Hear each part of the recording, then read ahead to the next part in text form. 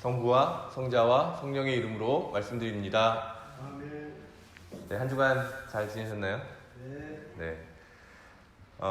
지난주 제가 설교 마지막 시간에 5명씩 우리가 정해서 그분들을 기억하고 매일 기도하자고 말씀드렸는데요. 어떠신가요? 한 주 동안 실천하셨나요? 아니면 잘 실천하지 못하셨나요? 잘 못했습니다. 네.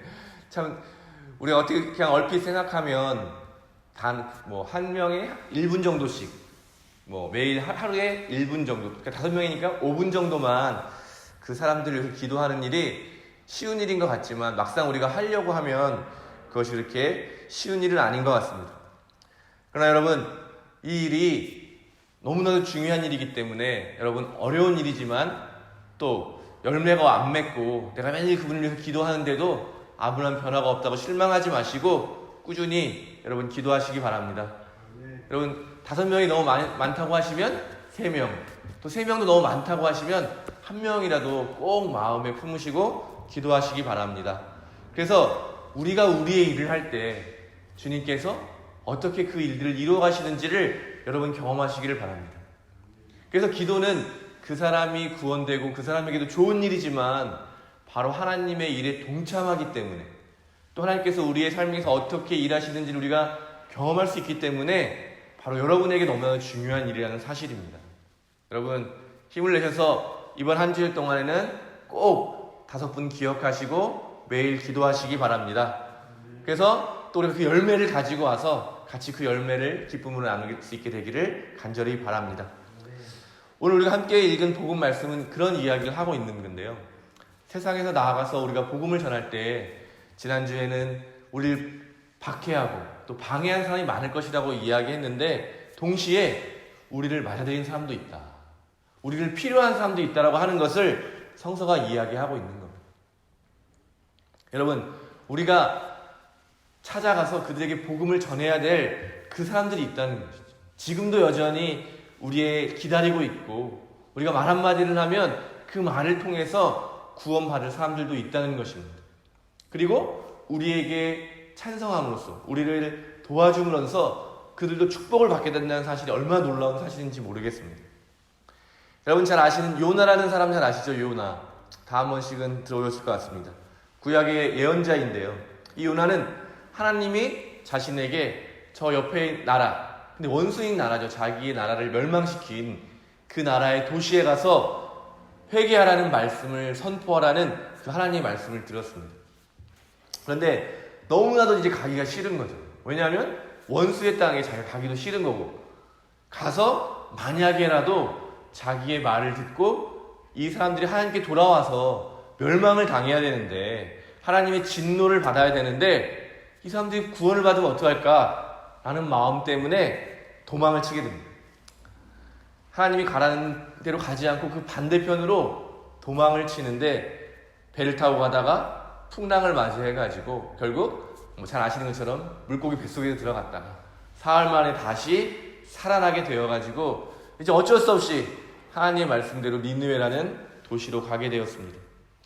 니느웨라는 도시는 걸어서 3일이나 걸리는 큰 도시였다고 이야기합니다. 3일 동안 다녀야 모든 도시의 곳곳을 갈 수 있는 그런 큰 도시였는데 요나는 꼴랑 하루만 대충 회개하지 않으면 멸망한다 라는 말만 하고 하루 동안에 딱 그렇게 하나님 말씀에 순종한 것입니다. 그래서 요나는 이제 그 니느웨 성이 잘 보이는 언덕 위에 자리를 잡고 앉아서 어떻게 멸망하는지 봐야겠다. 우리의 원수가 어떻게 망하는지를 내가 다시 봐야겠다라고 하면서 앉아 있었습니다. 그런데 하루 동안 그 마음을 다해서 전하지도 않았던 회개하지 않으면 멸망한다라고 하는 그 말을 그 성의 모든 사람들이 다 듣게 된 것입니다. 왕부터 그 아래 모든 사람들이 다 회개하기 시작했습니다. 그래서 요나는 배가 아픈 거죠. 정말 멸망해야 되는데 멸망당하지 않고 저렇게 하나님이 구원하시는 것을 보면서 하나님께 투덜거리면서 성서가 이제 투덜거리고 하나님이 그런 요나에게 이제 답변하면서 끝이 나는데요. 이 요나의 이야기도 주인공은 구원받은 니느웨 사람이 아닌 것입니다. 그 요나가 바로 주인공인 거죠. 비뚤어지고 좁은 마음을 가지고 하나님의 사랑을 온전히 품을 수 없는, 내 안에 담을 수 없는 그런 불완전한 존재, 바로 저와 여러분, 우리의 모습인 거죠.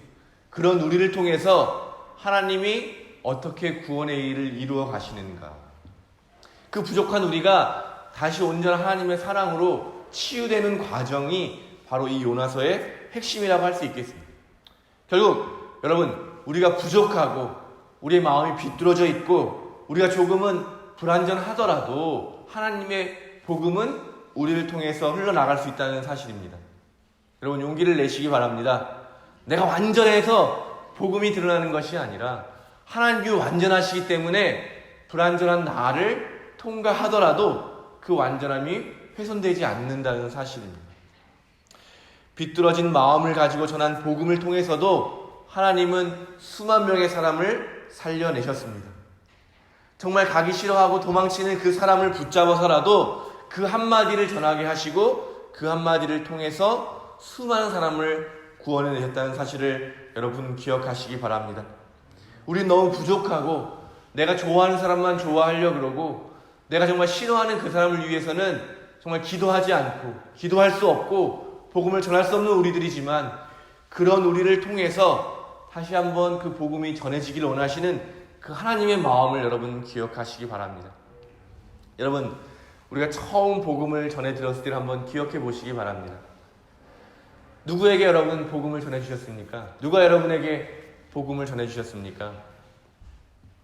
사실 저도 잘 기억은 안 나더라고요. 그때는 참 중요했는데 나에게 전해준 그 사람은 별로 기억나지 않는데 여전히 그 복음과 그 은혜는 저에게 많이 남아있더라고요.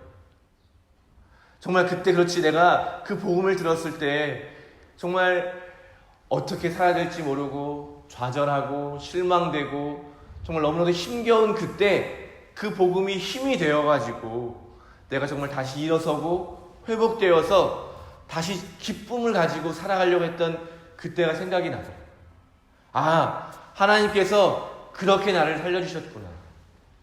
아, 하나님께서 그때 나를 그렇게 일으켜주셨지. 하나님께서 나를 그렇게 회복시켜 주셨지. 그러면서 다시 한번 조금 더 생각해 보니까 바로 지금도 주님은 내 곁에 계시면서 나를 붙잡아 주시고 나를 일으켜 주시고 나를 회복시켜 주시고 계시다는 것을 깨닫게 되었습니다. 주님은 우리를 단 한 번도 떠나신 적이 없습니다.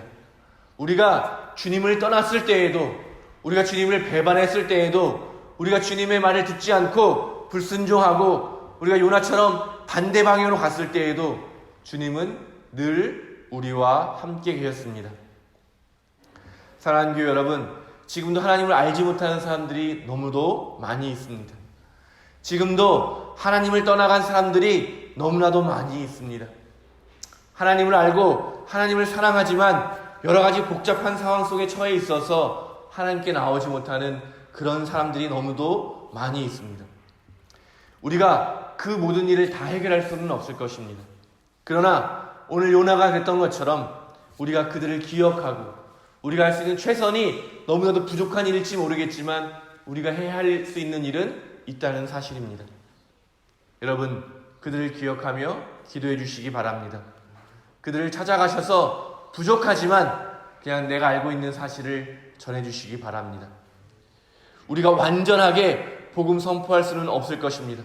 완전한 이론으로 그 사람에게 맞는 100% 완벽한 그런 복음 선포는 있을 수 없습니다. 그런 이론을 가진 사람이라고 해서 복음을 증거할 수 있는 것도 아닐 것입니다. 완벽한 복음의 선포는 완벽한 이론이 아니라 하나님의 사랑입니다. 하나님께서 우리가 받은 그 사랑을, 여러분, 그 사랑이야말로 복음을 전하는 열쇠인 것이고 그 사랑이야말로 복음을 선포하는 능력이며 우리가 드러내야 할 모든 것입니다. 여러분, 하나님의 사랑을 드러내시는 사람들이 되시기를 바랍니다. 하나님의 사랑을 나누시는 그런 사람들이 되기를 바랍니다. 그리고 무엇보다 여러분에게 전해주신 그 하나님의 사랑으로 살아가는 여러분이 되시기를 간절히 바랍니다.